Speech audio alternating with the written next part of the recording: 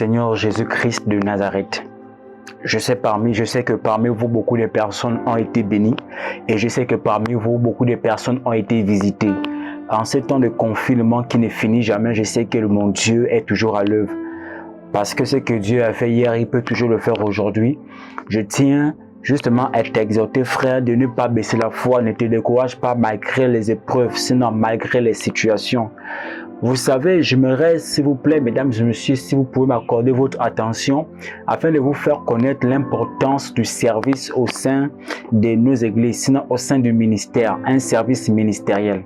Nous remarquons que beaucoup de personnes n'aiment pas être au service, mais ils veulent déjà servir. Beaucoup de personnes ne veulent pas être au service de Dieu par une personne. Et les gens ne connaissent pas en fait les avantages que l'on peut expérimenter dans le service que nous exécutons. Et nous remarquons qu'aujourd'hui, la plupart des personnes, lorsqu'on leur envoie, ils pensent que c'est un mépris. Voyez-vous, frère, lorsque un homme de Dieu te mandate, c'est parce qu'il sait pourquoi. Et toute personne qui obéisse à la parole de Dieu savent que l'importance du service dans le ministère, ça compte beaucoup, que l'importance du service dans le ministère, ça apporte et ça fait découvrir beaucoup de choses.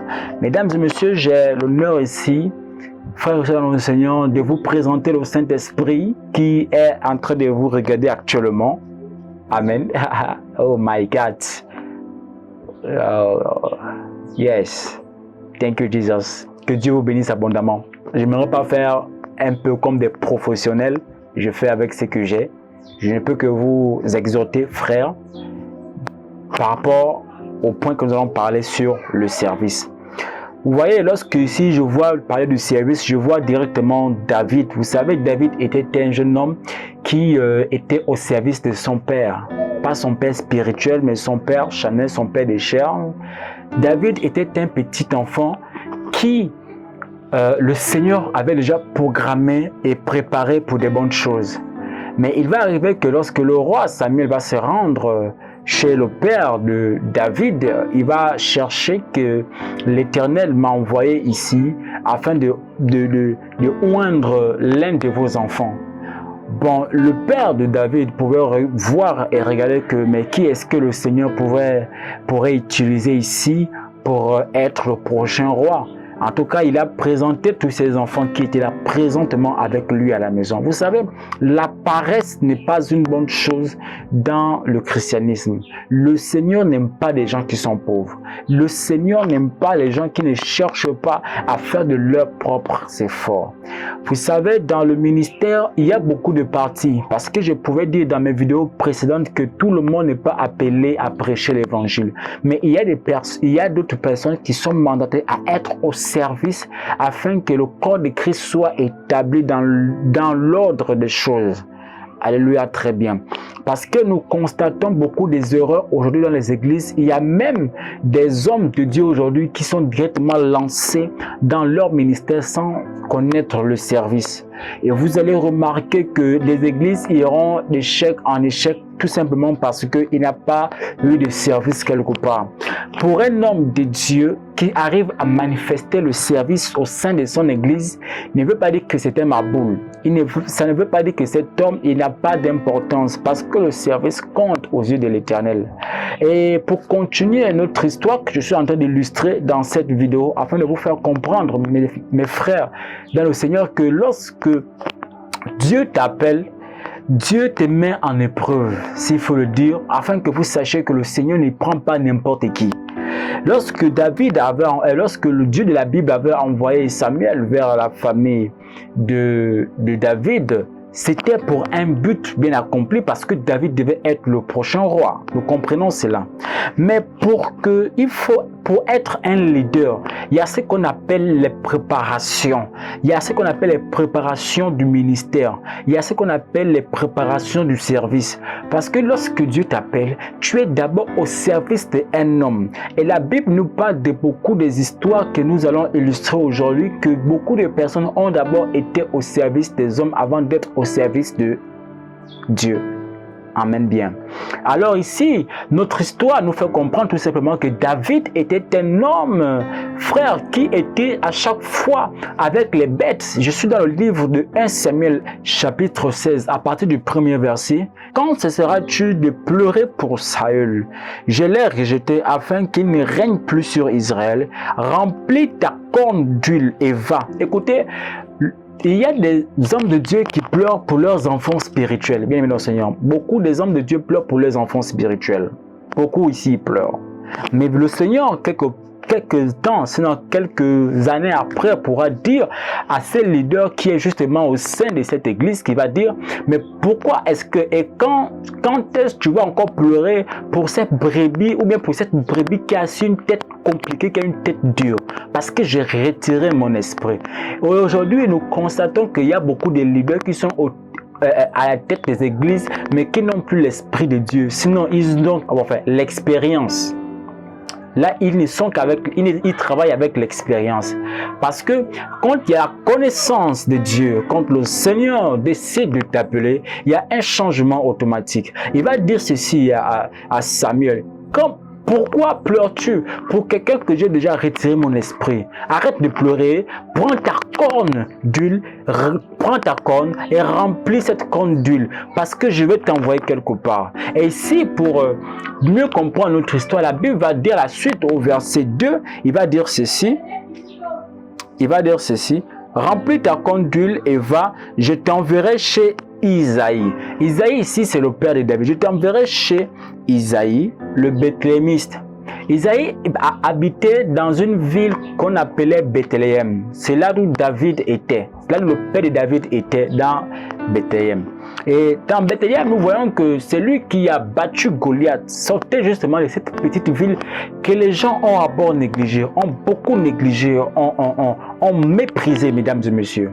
Je suis en train de rentrer justement dans le but de mon message afin de vous faire comprendre que le service au sein de l'église, ça paye beaucoup. Tu peux avoir des vestes, mais lorsque un homme de Dieu t'envoie faire quelque chose, il faut obéir. Parce que le service que tu es en train de faire, quand cet homme de Dieu t'envoie, il est en train de t'apprendre et en t'envoyant là-bas où tu iras, tu vas apprendre et expérimenter certaines choses. Sinon, tu vas découvrir certaines choses. Amen.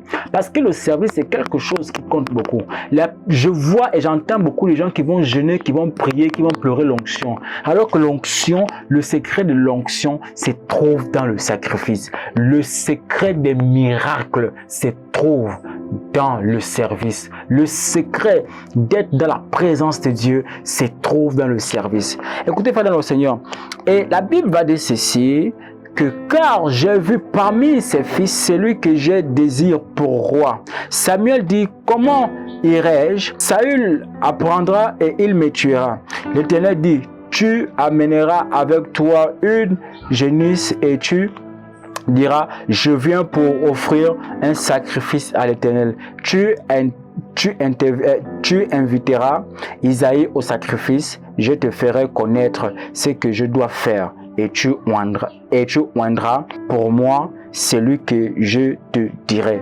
Samuel fit ce que l'Éternel l'avait dit. Le prophète Samuel se rend alors dans la maison de ce Bethléemiste qui s'appelle Isaïe, qui est justement le frère de David. Amen. Et voyant tous ses frères, voyant toutes ces personnes, le Seigneur n'avait personne parce que tous étaient faibles. Mais David passait tout son temps dans les champs. Croyez-moi, car David n'était jamais triste dans le champ où il était.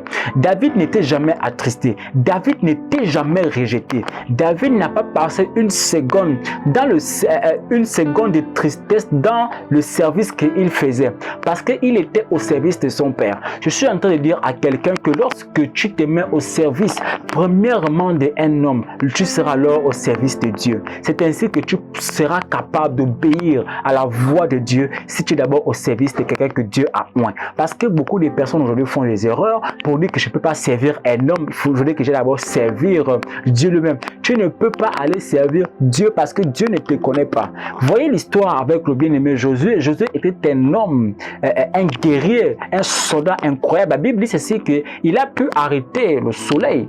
Il a pu arrêter le soleil. Pourquoi cette puissance s'est tant manifestée en lui? Parce qu'il était au service de Moïse. Moïse était au service de Dieu. Il y a une hiérarchie qu'il faut suivre. Le service est quelque chose de très important dans le ministère que beaucoup d'hommes de Dieu ont négligé. Les gens croient que pour avoir l'onction, il faut gêner, il faut... Non.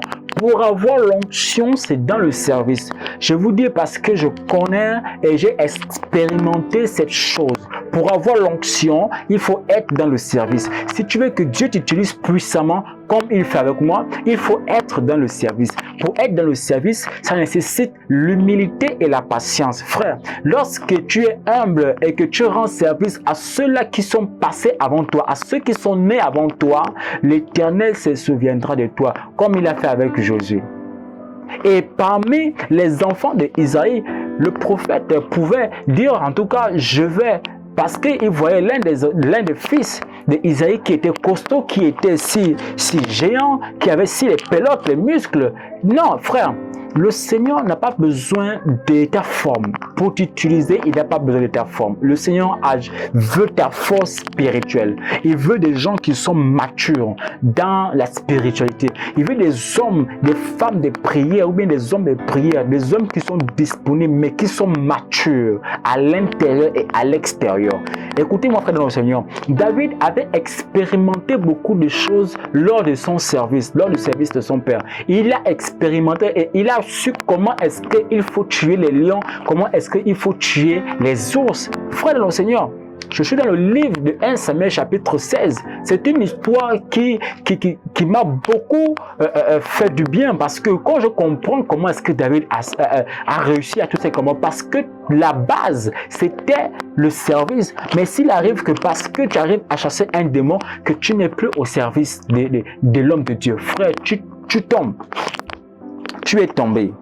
Amen, très bien. Donc, je tiens à vous dire, mesdames et messieurs, frères de notre Seigneur, que le service est quelque chose de bien. Lorsque un homme de Dieu, un leader te demande de faire quelque chose, sois humble et tu verras la puissance. Sinon, la gloire de Dieu se manifestera dans ta vie.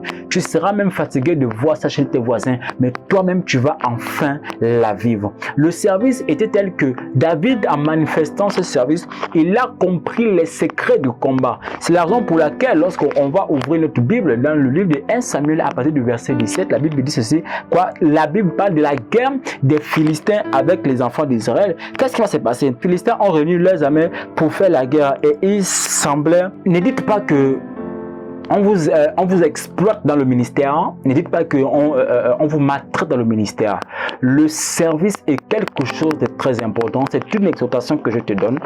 Ce n'est pas une prédication, mais une exhortation. Le service, frère Seigneur, quand tu es au service, frère, tu découvres plusieurs choses. Tu découvres plusieurs choses. Et David, en étant dans le service, comme je le disais, il était pas seul. Je vous dis la vérité, il était avec le Seigneur Dieu dans les verts pâturages où il était en train de paître les brebis. Il n'était pas seul. C'est là-bas que le Seigneur a localisé David pour dire, bon, puisque cet enfant, il est si vaillant, il est si courageux, comment est-ce qu'un jeune homme comme ça, il arrive à affronter les lions? Comment est-ce qu'il arrive à affronter les ours? Mais c'est incroyable. Il me faut un petit et c'est le futur roi. Pour être un leader, il faut être fort, il faut être mature. Tu veux être leader, il faut passer par le service. C'est dans le service que l'on apprend les bases du leadership. C'est dans, oh my God, c'est dans le service que l'on apprend beaucoup de choses. Mais si tu dis que parce que tu portes les vestes plus que les hommes de Dieu, que tu dis non frère, il n'y a pas moyen. Tu ne connais pas. Il faut apprendre. Amen. Il faut demander. Le service, c'est ça, frère notre Seigneur. Et à cause du service, il y a eu des avantages dans le service, bien aimé dans le Seigneur. Nous voyons ici que David a eu cette capacité, cette force de dire au roi, roi, laisse-moi affronter ce Goliath parce que j'en ai battu plus que lui. Mais attendez. Mais comment est-ce qu'un enfant va dire à un roi pour dire que moi je suis capable d'affronter lorsqu'on regarde le géant, mais ce mec est tellement costaud et voilà.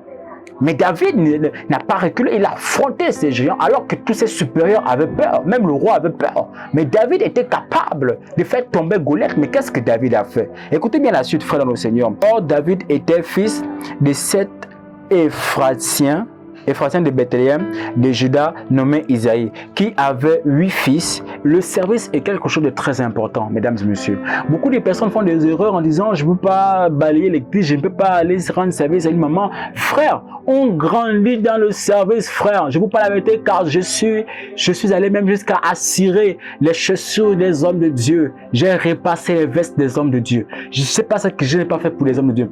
J'ai toujours été au service dans l'humilité, frère. C'est vrai que ça fait mal. Il y a les gens qui te regardent. Les gens te traitent de ma boule. Pourquoi? Parce que tu sers un homme. Les gens te traitent de ceci, cela. Mais toi, tu as compris, c'est pourquoi tu le fais. Mais eux, ils n'ont pas compris. Ceux qui se moquent de toi, ce sont les mêmes personnes qui viendront acclamer ta prédication. Ceux qui se moquent de toi aujourd'hui parce que tu es au service d'un homme, ce sont ces mêmes personnes qui viendront t'acclamer. Ce sont ces mêmes personnes qui vont recevoir les paroles, sinon les paroles des miracles, les paroles prophétiques que tu parviendras à prophétiser sur leur vie, des choses incroyables. Ils seront tous étonnés comment est-ce que cet enfant fait, comment est-ce qu'il arrive à arrêter le soleil alors que c'est à cause du service. Et vous voyez, c'est à cause du service, frère le Seigneur, que j'arrive quand même à faire le tour de mon pays. C'est à cause du service que j'arrive quand même à expérimenter certains lieux. C'est à cause du service que je connais le Dieu de la Bible. C'est à cause du service que j'ai connu l'onction. C'est à cause du service que je connais le miracle. C'est à cause du service aujourd'hui que je connais beaucoup de prédicateurs et beaucoup d'hommes de Dieu.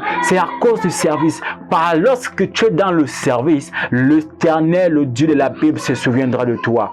Parce que si tu marches dans le service, dans l'obéissance totale à ce que l'Éternel a dit, tu deviendras comme un Josué. Josué avait succédé Moïse. Alors que Josué n'était pas depuis avec Josué, Josué est venu après. Mais en venant après, il a pris cet héritage de son père spirituel. L'Éternel Dieu dit, Josué serviteur de Moïse. Pourquoi est-ce qu'il dit Josué serviteur de Moïse? Parce que Josué servait Moïse. Mais après que Moïse était mort, Moïse avait fait tous les miracles possibles. Mais quel est le miracle que le peuple pouvait encore voir de Josué? C'était par le sacrifice que Josué faisait qu'il est parvenu à arrêter le soleil. Oh my God, je prophétise sur ta vie maintenant. À cause du service que tu fais pour un homme de Dieu, à cause du service que tu fais pour les orphelins, à cause du service que tu fais pour la veuve, à cause du service que tu fais pour les malades, le Dieu de la Bible expérimentait un nouveau départ, afin que tu parles, afin que ton nom aille jusqu'aux extrémités de la terre. Je prophétise que par le service que tu vas faire, que l'Éternel, le Dieu des apôtres, le Dieu des prophètes se souvienne de toi. Au nom de Jésus-Christ de Nazareth, que Dieu vous bénisse.